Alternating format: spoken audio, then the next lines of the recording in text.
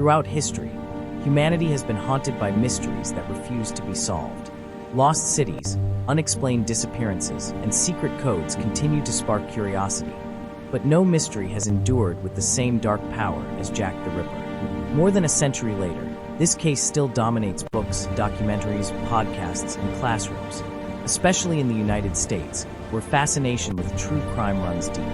Despite modern technology, forensic science, and psychological profiling, the true identity of Jack the Ripper remains unknown. What makes this mystery so powerful is not just the violence of the crimes, but the way they expose deep flaws in society, law enforcement, and media, flaws that still exist today. A city divided, Victorian London in 1888. In 1888, London was the heart of the British Empire, a symbol of progress and power. Yet beneath that image lay a harsh reality. The city was deeply divided by wealth. While the upper class lived comfortably, the East End, especially Whitechapel, was overwhelmed by poverty. Whitechapel was crowded, unsanitary, and dangerous. Thousands of people lived in small, dark rooms or slept in common lodging houses. Work was unstable, wages were low, and survival often depended on daily luck. Many women turned to prostitution not by choice, but by necessity. Alcoholism, disease, and crime were part of everyday life. Police patrols were limited, street lighting was poor, and distrust of authorities was widespread. This environment created the perfect conditions for a killer to move unnoticed. Someone who could disappear into the crowd without raising suspicion. The murders that shocked the world. Between August and November of 1888, a series of brutal murders terrified London. Most historians agree on 5 victims, often called the canonical 5. Each woman lived in poverty, and most were involved in prostitution. The killings followed a disturbing pattern. The victims' throats were cut, often with extreme force. Their bodies were mutilated, and in later cases, internal organs were removed. The final victim, Mary Jane Kelly, was murdered indoors, and her body was mutilated so severely that even experienced investigators were horrified. After her death in November, the murders stopped as suddenly as they began. The birth of the modern serial killer. Before Jack the Ripper, crimes were usually seen as isolated acts, robberies, assaults, or crimes of passion. This case changed everything. The Ripper killed repeatedly, followed a recognizable pattern, targeted a specific group, and vanished without being caught. Today, Americans recognize this behavior as that of a serial killer, but in 1888, the concept barely existed. Police were unprepared for a criminal who killed for reasons that were not practical or emotional, but psychological. This case helped shape the modern understanding of criminal behavior, influencing how law enforcement and psychologists approach violent offenders even today. A killer with knowledge, or chaos. One of the most debated aspects of the case is the killer's apparent anatomical knowledge. Some doctors at the time believed the precise removal of organs suggested medical or surgical training. Others argued that the cuts were too crude and inconsistent, pointing instead to a butcher, slaughterhouse worker, or someone with no formal training at all. This disagreement confused investigators and created countless theories. The lack of clear forensic standards meant opinions replaced evidence, allowing the mystery to grow deeper. Media frenzy and the creation of a legend. Jack the Ripper became famous largely because of the media. Newspapers competed aggressively for readers, using sensational headlines and graphic descriptions. Fear sold papers, and editors knew it. For the first time in history, a murderer became a global celebrity. American newspapers closely followed the case, spreading the story across the internet. This helped create what many consider the birth of modern true crime journalism. The media did not just report the story, it shaped it. Rumors were printed as facts, and speculation fueled panic. The killer became larger than life, evolving from a criminal into a symbol of terror. The letters signed Jack the Ripper. Adding fuel to the fear were letters sent to newspapers and police, signed Jack the Ripper. The most famous, known as the Dear Boss letter, introduced the name that would become legendary. Another letter included part of a preserved human kidney, believed to belong to one of the victims. Whether these letters were truly written by the killer remains unknown. Some historians believe journalists wrote them to boost sales. Others believe at least one may be authentic.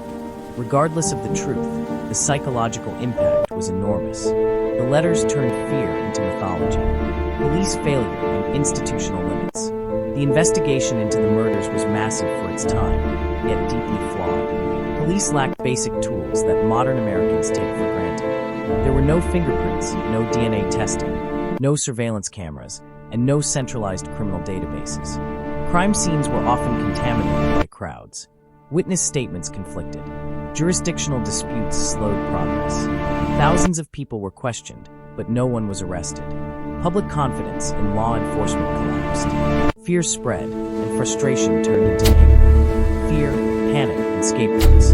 As fear gripped Whitechapel, suspicion spread through the community. Vigilante groups formed to patrol the streets. Immigrants, especially Jewish residents, were falsely blamed, leading to harassment and violence. This pattern is familiar in American history as well. Moments when fear leads to prejudice, and innocent people become targets simply because they are different. The Jack the Ripper case serves as an early example of how panic can distort justice. The endless list of suspects. Over the years, more than 100 suspects have been proposed. Some were doctors, some were criminals, some were ordinary men who lived in the area. A few names appear repeatedly in books and documentaries.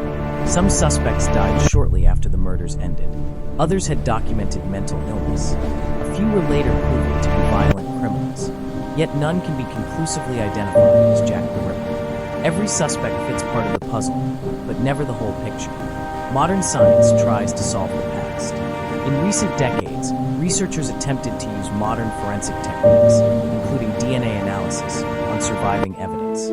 Some studies claim to identify a suspect, but these claims remain controversial. The evidence is old, contaminated, and poorly documented. Items believed to be connected to the murders cannot always be proven authentic. By modern scientific standards, the results are unreliable. History made its mistakes before science was ready.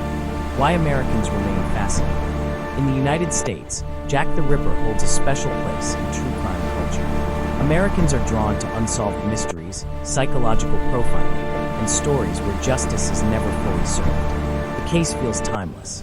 It combines fear, media influence, social inequality, and unanswered questions. It also allows Americans to examine similar issues within their own society: crime, policing, and the treatment of marginalized communities. Understanding the mind of the killer. Modern profilers believe Jack the Ripper was likely a man in his late 20s to early 40s, familiar with Whitechapel, socially isolated, and comfortable moving through the streets at night. He likely blended in easily, appearing ordinary, unremarkable, and forgettable. That idea is perhaps the most frightening. The killer was not a monster hiding in the shadows, but a man who walked among others unnoticed. Why the murders suddenly stopped. The sudden end of the killings is one of the greatest mysteries of all. Some believe he died. Others think he was imprisoned, institutionalized, or left behind. Without evidence, none of these theories can be confirmed. The truth vanished with him. Myth versus reality.